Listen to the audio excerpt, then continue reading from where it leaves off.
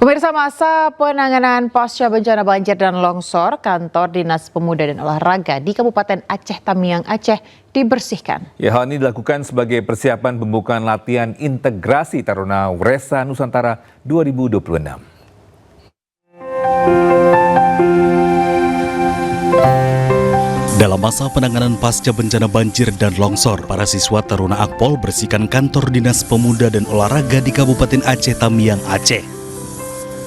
Dengan bergotong royong, mereka bersihkan sisa lumpur dan sampah pasca bencana di lokasi yang akan digunakan untuk pembukaan latihan integrasi Taruna Wresa Nusantara 2026. Selain itu, para siswa Taruna Akpol juga mengecat ulang sejumlah bagian bangunan serta menata halaman agar nampak lebih bersih, rapi, dan nyaman. Sebagai penanda kesiapan operasional, para Taruna pasang banner posko Satlas Kijang di area Dispora Tamiang, Aceh. Melakukan penyiapan posko dan pengabdian kepada masyarakat yang berupa pengecekatan kantor dinas, pembersihan lingkungan, dan juga kegiatan-kegiatan lain yang difungsikan untuk mempermudah jalannya kegiatan Lasi Tardanus ke-46. Terkait hal tersebut, mereka berharap kegiatan itu dapat menumbuhkan empati dan kepedulian antar sesama di masa penanganan pasca bencana di Aceh Tamiang, Aceh.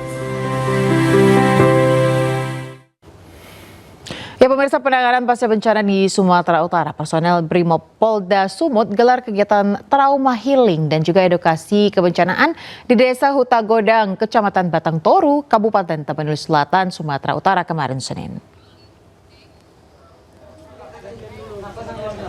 Ya, bisa atas arahan Dansat Brimob Polda Sumatera Utara, Kombes Pol Rantau Isnur Eka, trauma healing diberikan kepada para siswa di TK Aba Huta Godang, PAUD Bunda Lestari, serta SD Negeri 100714 Garoga. Materi yang disampaikan melalui permainan edukatif, dialog ringan, dan interaksi langsung yang disesuaikan dengan usia anak. Kegiatan ini digelar guna membantu anak-anak kembali merasa aman, ceria, serta memperoleh pengetahuan awal terkait penyelamatan diri saat menghadapi banjir. Melalui kegiatan trauma healing dan edukasi tersebut, Brimob Polda Sumatera Utara menegaskan komitmennya berperan aktif dalam pemulihan mental dan pembentukan karakter anak-anak sebagai generasi penerus bangsa.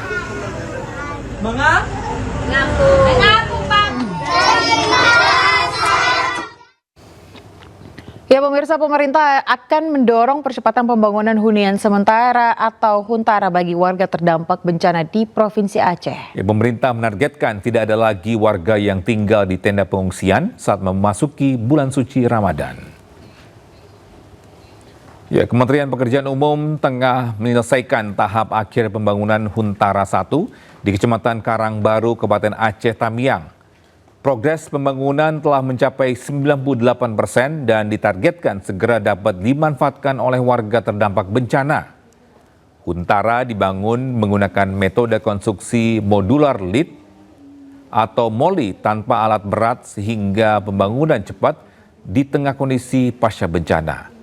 Huntara 1 berdiri di atas lahan seluas lebih dari 5.000 meter persegi, terdiri dari 7 blok hunian dan 1 musola, untuk menampung 84 kepala keluarga atau sekitar 336 jiwa. Fasilitas lengkap dengan fasilitas sanitasi, air bersih, listrik, serta area komunal.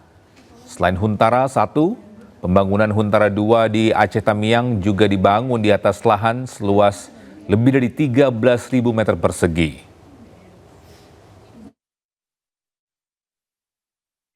Ya, karena kita kan menghadapi Ramadan dan sesuai arahan Pak Presiden Prabowo kan, manakala sudah Ramadan diupayakan semua pengungsi itu masuk ke rumah, apakah rumah hunian atau rumahnya yang lama, pokoknya keluar dari tenda lah, agar mereka semua itu pada saat mengerjakan kewajiban.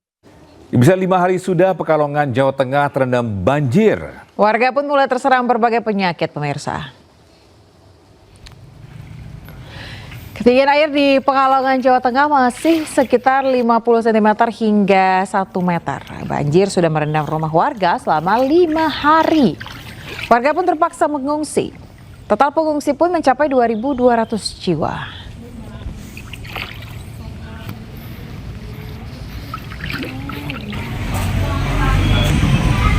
Ya, pemirsa, banjir paling parah terjadi di Kecamatan Wonokerto, Sragitirto, dan Siwalan.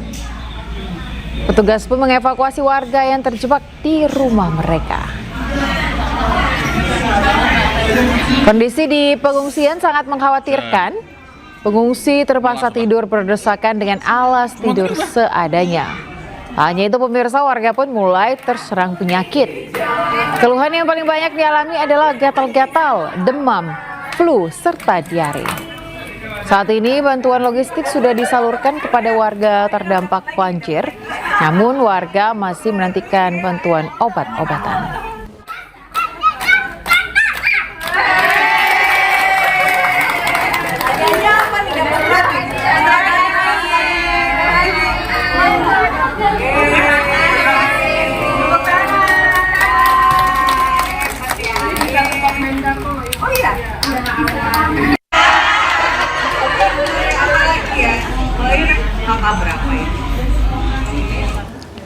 Untuk informasi terkini, kita sudah bergabung dengan rekan Suryono Soekarno di Pekalongan, Jawa Tengah.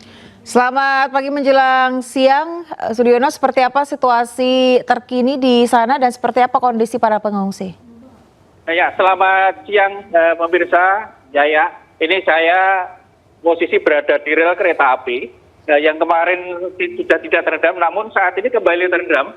Dan ini kondisinya sedang diperbaiki oleh puluhan pekerja. Sementara di dekat kampung sini juga rendaman air antara 50 sampai 1 meter. Saya bisa tunjukkan lokasi ini bahwa kondisi rendaman air dari rel kereta api di tempat saya berdiri, dari sekitar saya berdiri ini sekitar ada 30-an meter, ada sepanjang 100 meter rel terendam lagi. Dan saat ini puluhan pekerja sedang memperbaiki rel kereta api agar lalu lintas kereta api bisa kembali jalan seperti sedia kala atau normal. Diperkirakan ada beberapa kereta api yang mengalami keterlambatan lagi akibat adanya banjir kali ini. Sementara itu warga di lokasi ini juga kesulitan banjir dan mereka sudah mengungsi di beberapa lokasi seperti di aula kecamatan, aula sekolah, di sekolah, kemudian di beberapa masjid dan musola. Untuk di samping rumah-rumah ini ada rel kereta api, maksud saya, ini masih perbaikan kemungkinan cukup lama, karena kemarin 2 hari perbaikan sudah selesai, namun hari ini karena semalam terjadi hujan yang cukup deras, sehingga terjadi rendaman rel kereta api di lokasi ini lagi. Demikian ya. Ya, Suryono, ini terkait mungkin banjir ini terdampak untuk rel kereta api, apa jadwal pun juga terdampak akibat ini? Baik. Jadwal hanya molor saja, namun tidak ada kereta api yang dibatalkan. Dan sampai saat ini belum ada keterangan resmi dari pihak PT Kereta Api. Rencananya Menteri Perhubungan siang ini mau ke Pekalongan untuk ke lokasi yang terkena banjir seperti ini. Dan di ruas inilah paling parah terendamannya. Kalau kemarin sekitar 20-30 cm, ini kepala rel tidak terendam. Namun kanan kiri ini terendam cukup dalam. Mungkin sekitar 20, untuk sampingnya bisa 50 cm. Terlihat pekerja juga sedang berusaha keras untuk menaikkan rel, untuk memperbaiki rel ini, agar perjalanan kereta api tidak terlambat atau tidak tertunda. Demikian. Suyono, terkait dengan rumah-rumah warga di Pekalongan sendiri, di kawasan mana yang paling parah dan seperti apa situasi para pengungsi? Oke, untuk kondisi banjir di Pekalongan ini, kalau di tempat saya ini ada namanya Kecamatan Pekalongan Barat di Tirto, kemudian di Pasir Keraton Kramat, kemudian di Bendan, dan sementara untuk di Kabupaten Pekalongan ada di Sragi dan Siwalan. Kedalaman air masih cukup tinggi, antara 50 sampai hampir 1 meter, bahkan evakuasi masih dilaksanakan. Dan untuk pengungsi kondisinya memprihatinkan sekali karena mereka butuh obat, makanan, dan juga baju atau popok serta susu atau makanan penyerta bayi. Demikian ya. Baik, Suryono, terima kasih atas laporan Anda langsung dari Pekalongan, Jawa Tengah. Selamat bertugas kembali, jaga kesehatan serta keselamatan Anda. Baik, itu informasi lain, bisa jenazah perempuan kru pesawat ATR 42500 yang jatuh di kawasan Gunung Bulu Saraung, Maros, dibawa ke rumah sakit Bayangkara, Makassar, Sulawesi Selatan. Tim Bidokes Polda Sulsel pemirsa mulai identifikasi jenazah tersebut.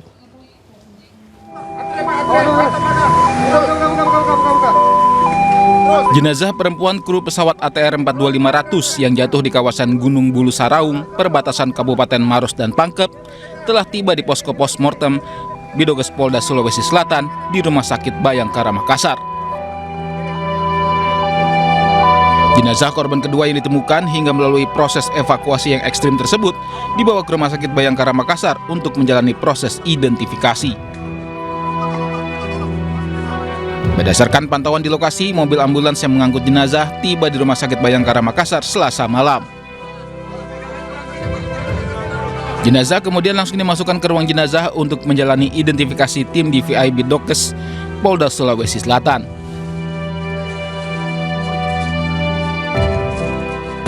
Sekarang masih dilakukan pemeriksaan atau identifikasi. Kemudian disampaikan oleh rekan-rekan, sampai dengan saat ini kami belum bisa memberikan identitas secara jelas. Tetapi secara fisik mayat tersebut adalah perempuan.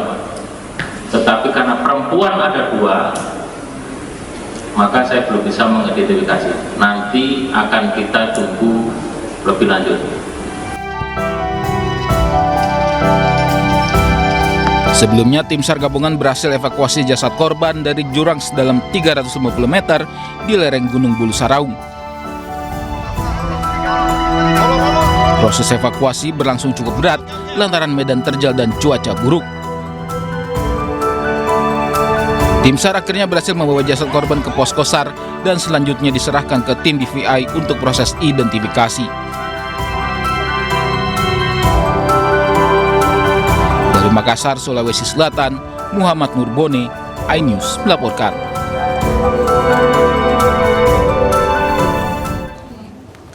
Bisa proses pencarian dan evakuasi korban pesawat ATR 42500 di kawasan Gunung Bulu Saraung, Kabupaten Pangkep, Sulawesi Selatan. Tim SAR melibatkan belasan warga lokal yang berprofesi sebagai pencari madu hutan. Hal ini untuk mempercepat pencarian di medan ekstrim pemirsa berupa jurang curam dan hutan lebat. Ambil posisi. Ambil posisi. Kendor. Kendor, mana izin kendor. Kendor. Tim SAR gabungan kembali melanjutkan operasi pencarian dan evakuasi korban pada hari keempat di kawasan Gunung Bulu Saraung. Fokus pencarian masih dilakukan di wilayah jurang serta lereng curam. Operasi kali ini melibatkan belasan warga lokal yang sehari-hari berprofesi sebagai pencari madu hutan. Mereka dilibatkan karena dinilai sangat memahami karakter medan pegunungan, termasuk jalur-jalur terjal dan jurang curam yang sulit dijangkau oleh personel SAR. Untuk menjamin keselamatan seluruh personel, tim SAR menyiapkan berbagai kebutuhan logistik dan perlengkapan khusus untuk kemungkinan bermalam di puncak gunung. Korban kedua masih di lereng. Kalau yang pertama, Pak? Yang pertama sedang dalam kita usahakan untuk bisa turun. Warga lokalnya kita libatkan karena mereka ini kan pencari madu yang naik di sekitar ini, yang sudah lebih mengetahui medan-medannya. Nah itu yang sangat membantu. Baru saya mulai ini 16 bergesini dibagi-bagi, tidak di saat di puncak dibawa. Oh di lerengnya Pak? Iya di lereng. Proses evakuasi korban dari dasar jurang telah dilakukan menggunakan teknik tali rapeling. Kondisi medan yang sangat sulit serta pandangan terbatas akibat kabut tebal menjadi kendala utama dalam proses evakuasi menuju jalur pendakian di area puncak gunung. Dari Kabupaten Pangkep, Sulawesi Selatan, Udin Syahrudin, iNews melaporkan. Ya, kita informasi lain, misal suami Wakil Menteri Pendidikan Tinggi, Sains dan Teknologi Stella Christie dikabarkan mengalami kecelakaan parah saat bermain ski di Colorado, Amerika Serikat. Ya, saat ini pemirsa kondisinya kritis di Rumah Sakit St. Mary, Grand Junction, Colorado.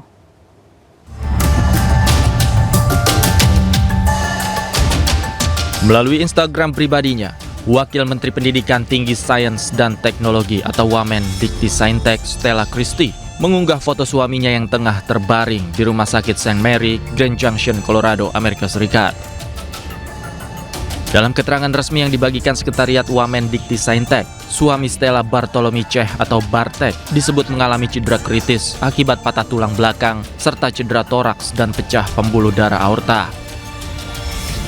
Selain itu, Bartek juga menderita sejumlah patah tulang di area wajah dan lengan. Bartek disebut telah menjalani 2 operasi besar. Stella sendiri sudah berada di Amerika Serikat setelah 40 jam menempuh perjalanan dari Jakarta ke Amerika Serikat. Stella menyebut suaminya mengalami kecelakaan saat bermain ski di Aspen, Colorado.